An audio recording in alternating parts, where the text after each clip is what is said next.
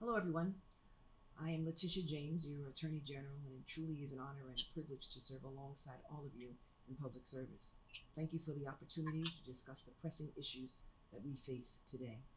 I also want to extend my gratitude to the Center for Women in Government and Civil Society for your support during these challenging times. Your program for this conference stated its purpose to revive our collective power and reclaim our rights. And I say to that, amen. We are currently witnessing unprecedented chaos emerging from Washington.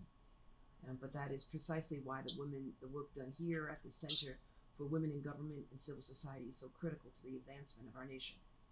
My friends, my sisters in the struggle for social equality for all, I believe we are experiencing a malevolent effort to erase nearly a century of social, racial, gender, and economic progress achieved through our ancestors' blood, sweat, and tears.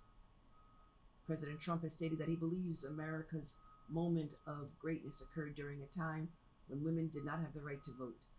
They were minimal criminal rights, and civil liberties were severely restricted. It is not mere coincidence that this administration's effort to shrink the size of government primarily targets the destruction of programs that serve and protect the poor, middle class families, children, education, and housing, and impacts jobs primarily held by women. It is a systemic attack on everything that we have advocated collectively for as women, to build a more inclusive and effective leadership landscape, as well as an effective and humane government and society. I have joined forces with a coalition of state attorneys general to defend America's rights against the Trump administration's attacks. We have initiated legal actions, including lawsuits and amicus briefs, to combat President Trump's illegal efforts, and most recently, we sent a letter urging congressional leader to reject the so-called Safeguard America Voter Eligibility Act, the SAVE Act.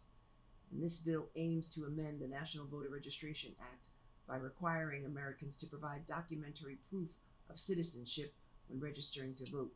First, non-citizens are already prohibited from voting in state and federal elections, and states have existing methods to exclude non-citizens from the voter rolls.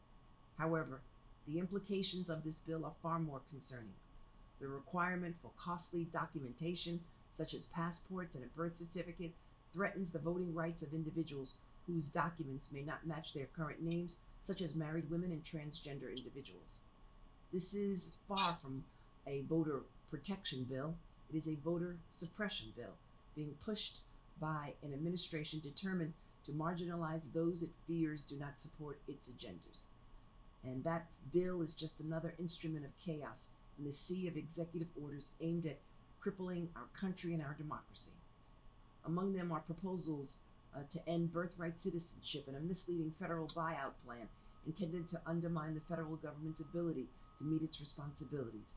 The federal administration is jeopardizing approximately $3 trillion in federal funding already allocated by Congress for essential programs, including investing in Head Start programs, supporting services for students with disabilities from K to 12, providing services to older Americans and individuals with disabilities, and services that protect our veterans. Under this plan, these funding efforts would be abruptly cut, weakening local governments throughout our state.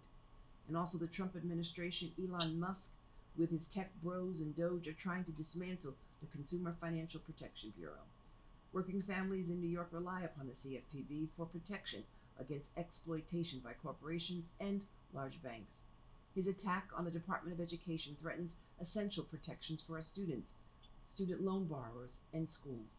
The actions of the Trump administration are not only detrimental to our state's economy and the ability of regional governments to serve their constituents, but fundamentally contradict our shared values as New Yorkers and pose catastrophic risks to our state. They are not simply partisan issues, they are matters of right and wrong. And we cannot normalize this behavior or neglect our responsibility to uphold the rule of law. Together, we must pull in the same direction. So I want to thank you, CWGCS, for doing just that. Let us stand together. Let us stand up and defend democracy and all of our freedoms and our liberties. I thank you so much for the opportunity to speak with you. Letitia James.